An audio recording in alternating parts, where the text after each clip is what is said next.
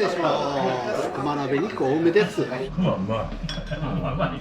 想像してるのと全然違うで。熊っていうのは油も薬みたいなもんで、内臓をこう活性化させるみたいで、なるべく自分のところで作れるものは作って、人の口に入るものは安全なものじゃなくて、太陽に当てた椎茸は非常にいい出汁が出るんです。自然のものは美味しい出汁が出ます。先月うちの養女になりました。血のつながりのない親子です。そうです。はい。私68で嫁38なんです。ちょっと逆だわ。すいません。子供と奥さんと言わないすごく好きですよ。すごく美味しかった。めっちゃ美味しい。美味しいですよ。めっちゃうまい。晴れのさんさもででれこで。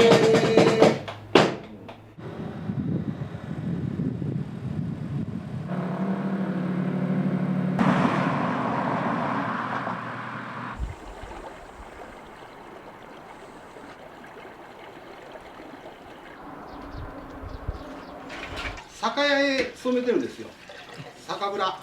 昭和58年に授業を始めて、この店は2年か3年後だったと思います。長いことやってるね、飽きもせずに。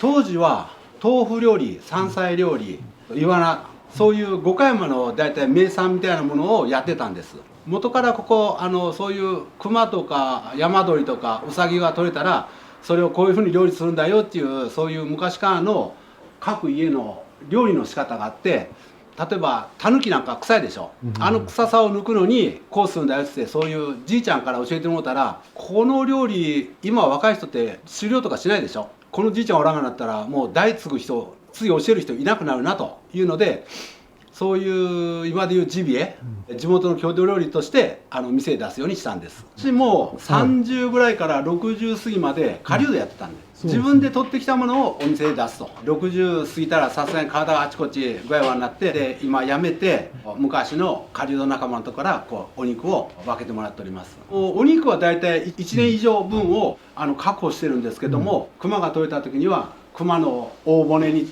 骨の煮たやつとかあばらの料理とか、取れたらすぐでないと食べれないものがざっと並びます。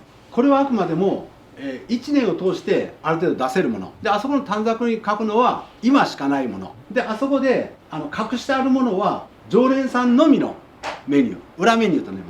常連さんっていうと逆に地元の方になってくるんですね。いえほとんど県外です。またこういうのね、好きな人がおって、なんか今インターネットでね探してくるんですよ。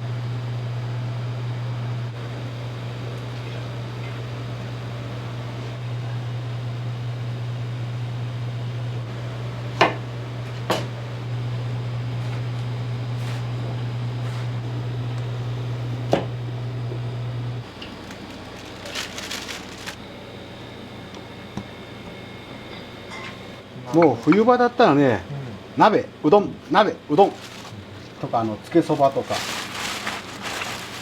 昔はね競輪競馬、いろんなことやってたけどね、今はもうほとんどやめて株一筋です。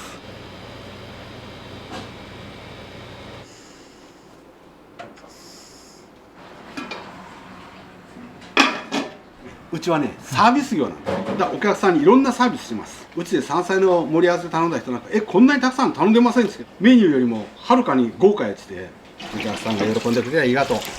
自分とこの畑で取ってきた今朝取ってきた菜の花、今軽トラの荷台にもしいたけ干しとるんやけど、なるべく自分とこで作れるものは作って、だからほとんど農薬は使っていません。人の口に入るものは安全なものじゃなくて美味しいものである以前に、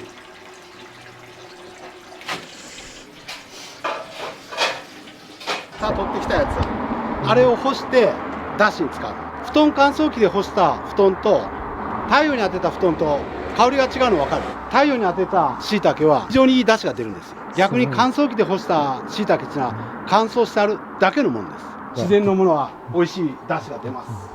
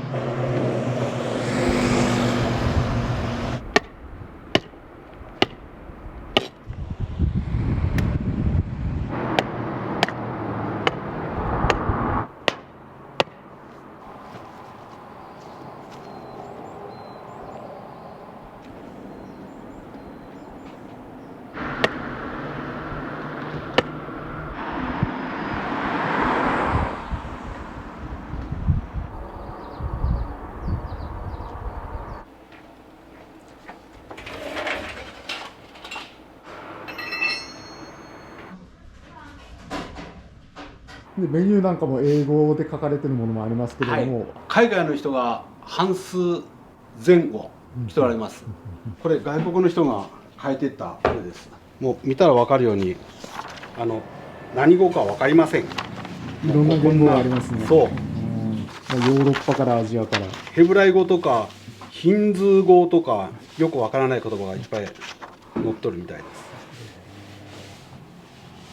今までにドイツの国営テレビ、香港のテレビ、韓国の国営テレビ、カナダのテレビ4巻出ました。それだけが自慢です。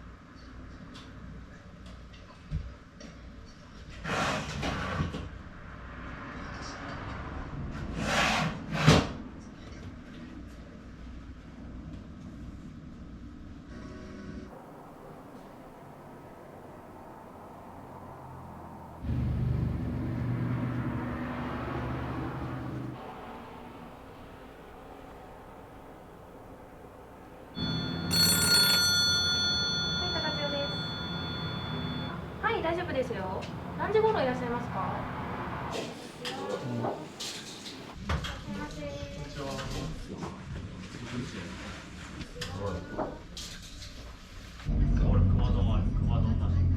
熊の味が一番よくわかるのは熊鍋。熊鍋などの雑炊が一番おすすめのメニューとなっております。美味しいんで美味しいですか？ハクビシンは美味しいです。地元にも結構いるんですか？うちの方のハクビシンが木の実とか畑のものを食べてるので。そうですね。熊鍋を一つと、熊鍋一つ。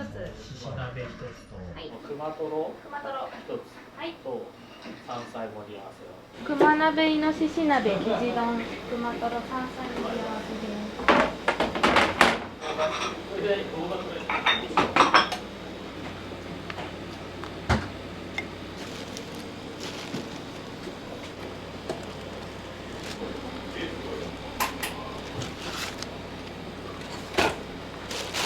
熊鍋とね。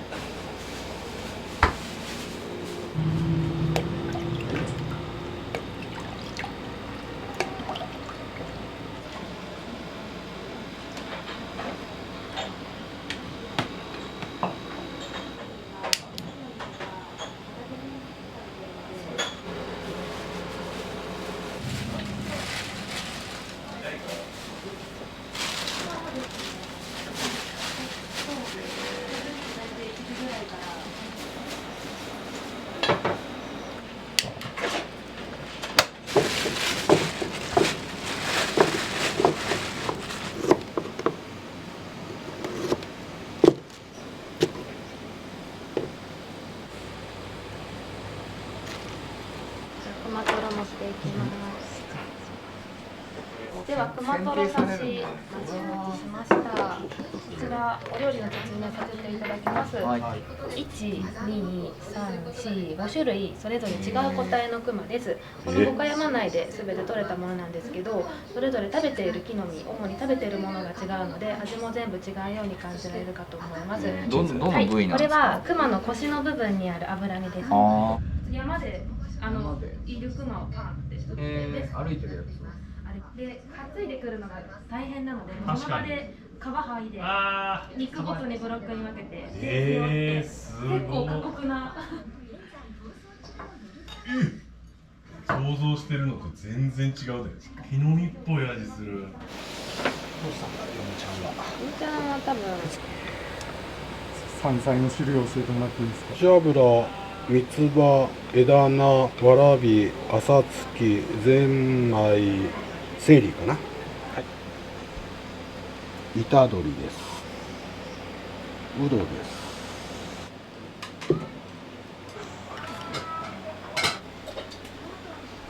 こちら山一昨年もうほとんど木の実もならないで取れるクマ全部痩せてて、クマトロちょっと出せないかもっていうレベルだったんですけど、去年取れたのは本当に脂身がよく乗ってて。あ、甘い。これがめちゃくちゃ甘い。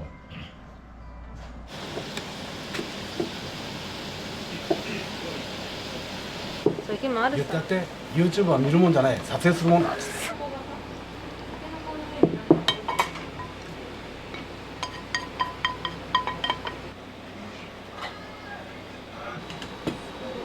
でもし奥さんとら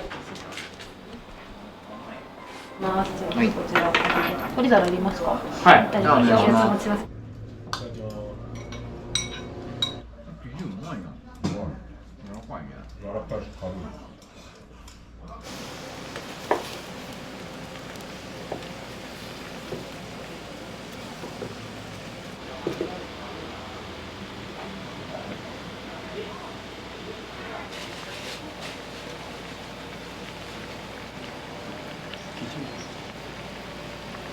では失礼します。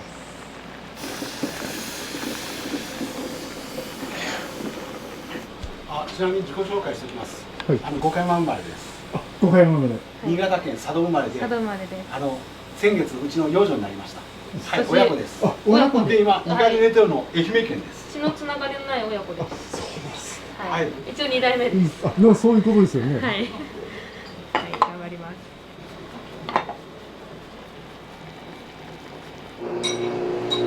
失礼いたします。では、イノシシ鍋お持ちしました。はい。真ん中に置かせていただきますので、すみません、恐れ入ります。はい、失礼いたします。では、こちら熊鍋になります。で、雑炊される場合、できるだけスープを残してお召し上がりください。またお声掛けください。こっちがうまい。うまいね。優しくて。違う味。全然違う。全然違う。油がクマうまい。うまいでしょ。今日東京から来ました。こちらのお店どういうふうにご存知だったんですか？彼が知ってて美味しそうだということで食べたことなかったんですけど、初めて来ました。このやっぱ熊の刺身が哺乳類の油とは思えないような感じの味がしてすごい面白かったです。美味しかったです。雑炊が、はい、ミリいっぱい。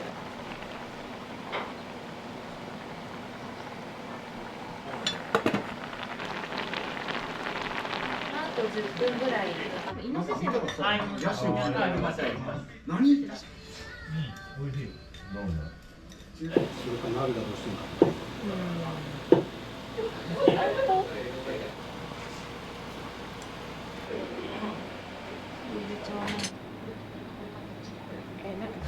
想定を超えた発言が増えたな。良きとだからスルーっていう。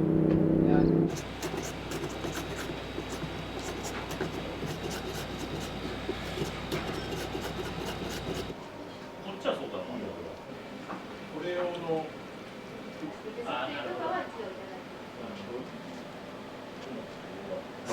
あったかいよっつって。何？いや、唐辛子とか死んでねえのに。あそこ結構あったかいところ。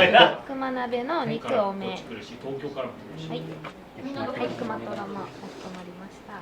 注文以上でよろしかったですか？ありがとうございます。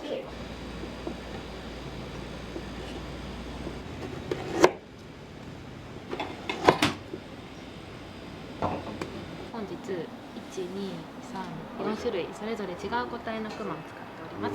すべてこの五箇山内で採れたものなんですけど、主に食べている木の実が違います。なので味も全部違うように感じられるかと思います。わさびは熊トロの上に乗せて、その後お醤油につけるようにしてお召し上がりください。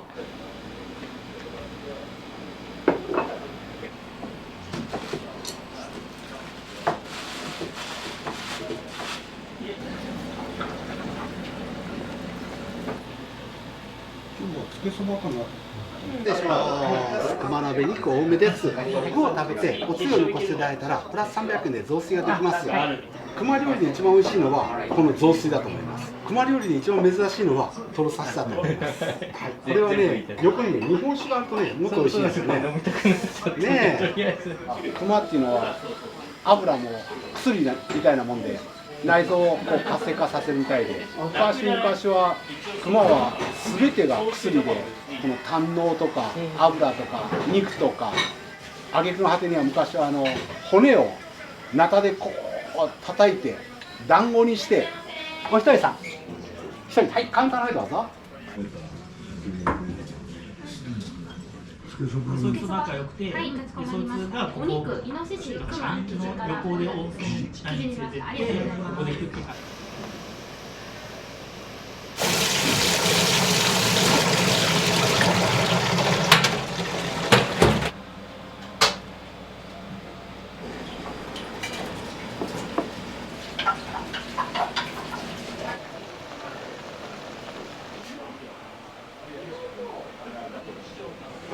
畑行ったり山行ってしいたけ。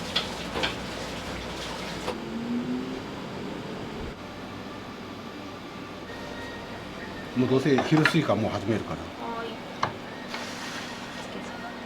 あとおそばの表面でお塩を振ってあります。最初何もつけずにそばだけで召し上がってみてください。それでセンスもねだいぶヘルニアで気にしたりとかしているので、いつ何があってもおかしくないなと思って。でそれでまあ。いやー、本当に。ここだったらどこに入今年は小川桜つぼみでしたとか、今年は散ってましたとか、そばをひいて、そば粉を混ぜたそばを使ってた。ところがね、ここ最近、俺とこの畑の前に日本カモシカが大量に発生しとって、そいつらがそばの茎まで全部食べていくわ。全く何ものことなん。だからもうそばを作るっていうね、労働力なくなった。もうやめた。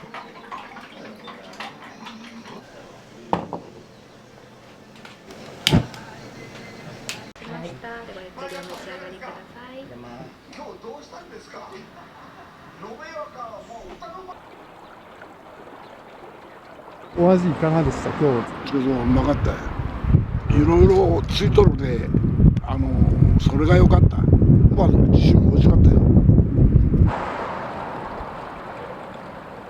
2023年の12月かな、ここに初めてご飯食べに来て、で熊鍋を食べて、お、これは美味しいぞと。で店主もこんな感じの気さくな方なので、すごいお話をしていて、そう、お豆腐屋さんのおばあちゃんが豆腐やめるって言って、それでこの子に頼んで、そのおばあちゃんに弟子入りというかお手伝いしてやってくれと。ここで泊まってここでご飯食べて、夜はうちでちょっとバイトしてくれたらお金払うしって言って、そのうちばあちゃんだんだん元気になったら一人でできるようになったって言って、じゃあうちの店でバイトやってって言って、アルバイトから店員になって、アルバイトから店員になって、その後店長です。あ、店長。はい、店長の後に2代目見習い、今見習いの期間を経て2代目。早かったですね。すごいです。出世です。そうですよ。めちゃくちゃブラックですけどね、普通の会社だったら。大学卒業してからは管理栄養士の資格を持っていたので、高齢者施設で新潟県の十日町津南地域にある施設で働いていて、3年から4年ほど勤めた後に、ちょっとコロナが落ち着いてきた時に、いやちょっと一回休もうと思って、ちょっと私新潟県の佐渡が実家なんですけど、そっちの方でちょっと休んで、ちょっといろんなところに行ってみたいと思ってリゾートバイトを始めました。なるほど。はい、もうちょっとね、いろんな沖縄とかリゾバで行ってみたかったんですけど、長野県の木曽市、その後白川郷でもうここに着いちゃったので、今年の2月の24日です。この2代目になりませんかっていうのが去年1年間ずっとあったんですよ。そう、去年1年間考える中で、まあいいなと思って、ちょっとね、店主もね、だいぶヘルニアで入院したりとか、いろいろとガタが来ているので、いつ何があってもおかしくないなと思って、春になるとまた忙しくなるから、ちょっともう籍入れちゃおうっていうことで、はい、今年の2月に。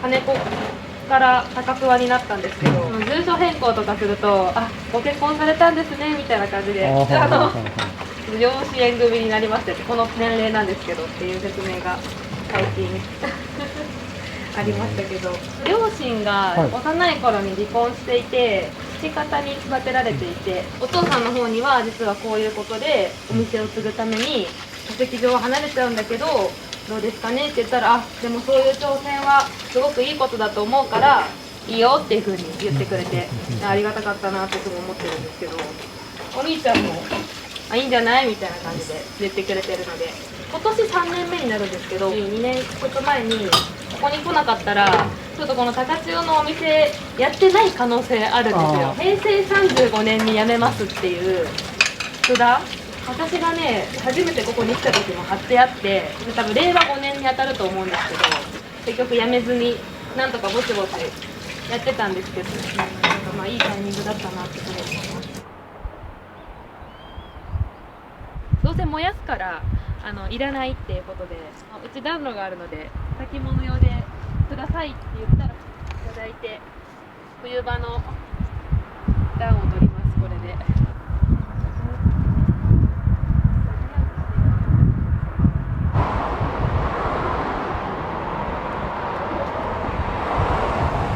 はい、お好きなところどうぞ。2名様。はい、お好きなところどうぞ。うどん、そば、丼、なんかしょっちゅうまたリピーターで来る人は熊鍋ととろ刺しを食べたお客さんは大概リピーターでまた来ます。仕事やる気なくなったら、俺みたいに昼から酒飲むか、酒のつまみは結構ありますよ。うん。お腹すいた。これでこ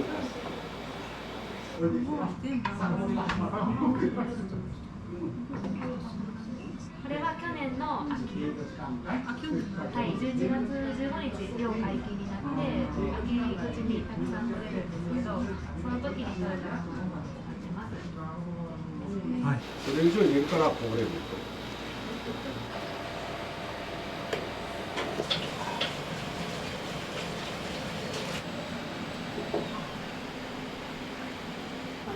いんだよね。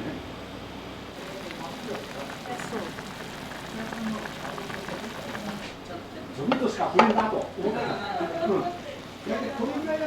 まず熊鍋お持ちいたしました。この店主からも聞いたと思うんですけど、雑炊召し上がられた熊鍋、お味いかがでした？美味しかったです。お肉甘くて脂身が甘くて美味しかったです。雑炊も卵とじされてて、だしの味効いてて美味しかったです。お客さん少なかったから、ご主人の方といろいろお話できて楽しかったです。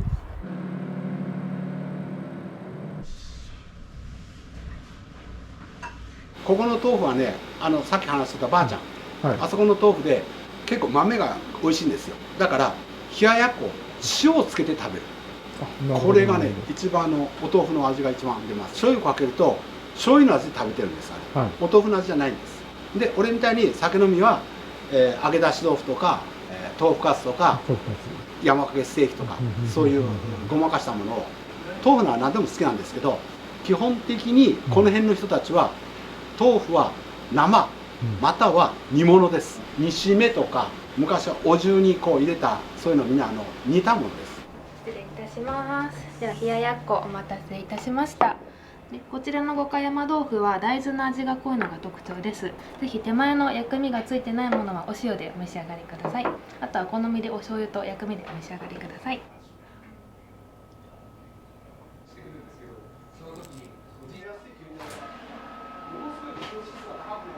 あ、ここまですいません。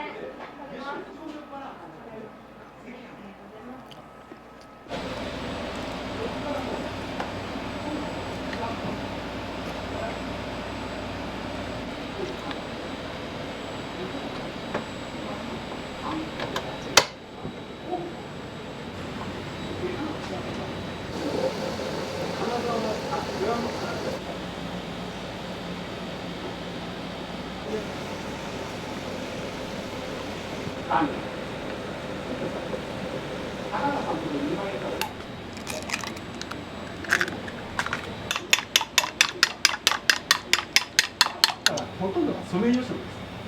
全然そんなもんうちこれソメイヨシノじゃないんです。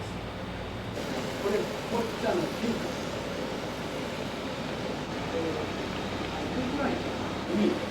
下にあったリボロムだとだから切るわけにいかんと。根をこう。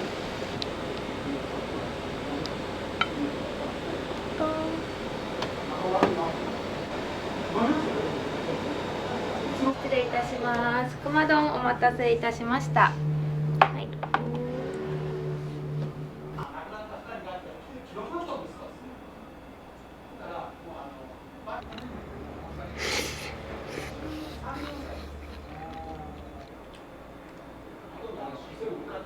ち今上におる嫁、私68で、嫁38なんです。で新潟から来とった観光客の人先月私の養女になってくれたんです。この店を後継ぎ。こう軍手しとったけど、ここからここまで暑かったけんね。私はやけどするかしないかの問題だったよ。美味しい美味しくないじゃなくて。なんと大体でいいカスもちょっと残っとったぐらいで全然。常連さんでなければ出しません。プルプルはプルプル。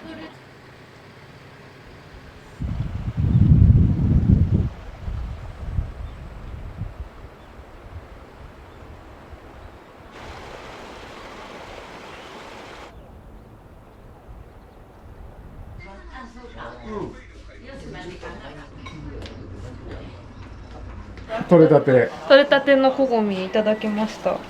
すごい大きいです。ありがとうございます。はい、すみません。呼んでくれる。ゴミもだし、うちにいっぱいある。汗かいた後、ちょっとここに来て一休みするのが楽しみ。うまい。どこにもない熊料理、ジビエね、ジビエの料理。どこででもできないと思う。これはやっぱ店主がね腕がいいから。その前にもうとにかくひろこさんしょっちゅう来るから毎日こいつ特訓させて。四季のお花をちょっと生けたりできるんです。この板何枚ある？結構たくさんあります。150ぐらいですよ。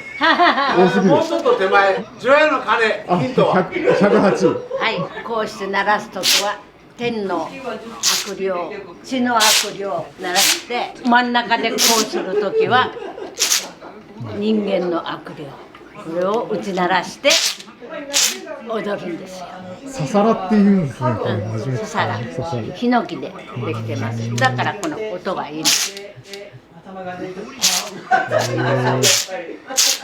窓のさんさもででれこで晴れのさんさもででれこでこきりこの竹は七寸五分が長いはそでおかなかいだ窓のさんさもででこで晴れのさんさもででこでいの山を数もとすればいなわがきて数かれる窓のさんさもででれこで晴れのさんさもででれこですごい。すごい。団子、今まで倉庫に苗になったやつが。いつもながら美味しかったです。いつも熊丼食べるんですよ。いつもじゃないですけど、今日は頼みました。わか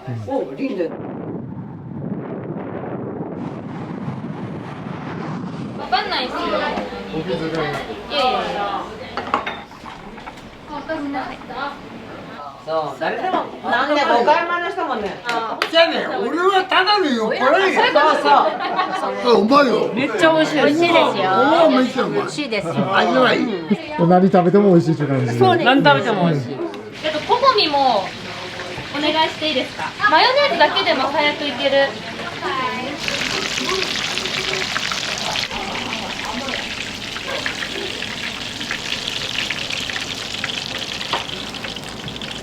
勝手に話しかけてる。多分近くに吸い込んでるんです。かな？マシマシの熊鍋。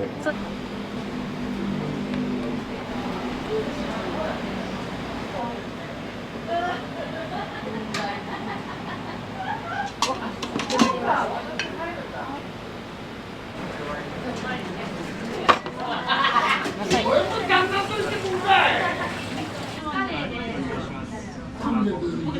いどうぞ。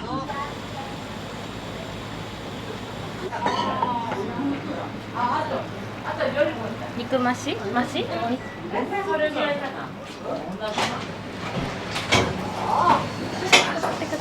ワナですか？イワナです。安いね。浜さん、ちょっと逆だわ。セリよ。失礼いたします。お待たせいたしました。これはどういう子供と奥さんと。すごいイワナお好きなんですね。いやすごく好き。前食べててあれかも目覚めてしまったかもです。はいどうぞ。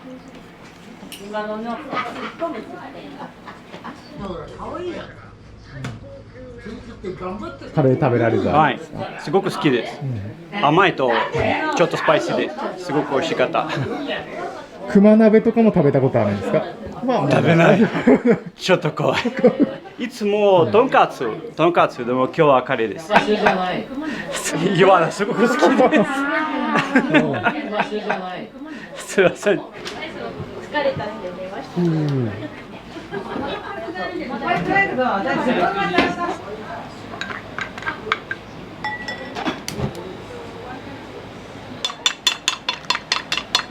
ボンソワはこんばんはですね。ありがとうはメルシー。であとボナペティはなんかお料理出すときにシェフが言う言葉らしいです。召し上がれみたいな意味が。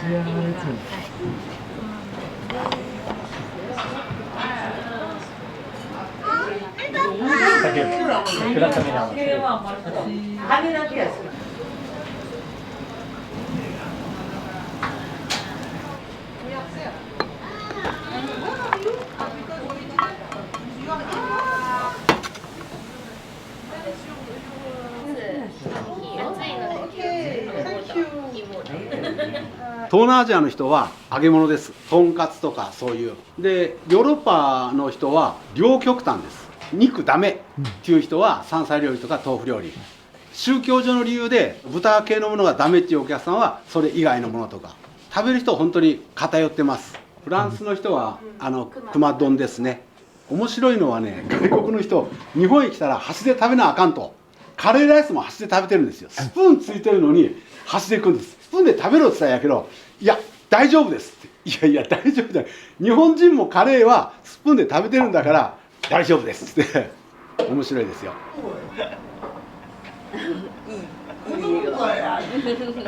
お祝いしてくれてます。養女祝い。謙虚に頑張ります。店主のまず守ってきたものをねちゃんと守りたいなって思ってます。で私がたまたま本当に観光客でここに来てなんかよくしていただいてこの継ぐっていうところまで来たみたいになんか誰か五箇山にこうたまたま立ち寄った人がまた来ようって思えるような場所に貢献できたらいいなって思います。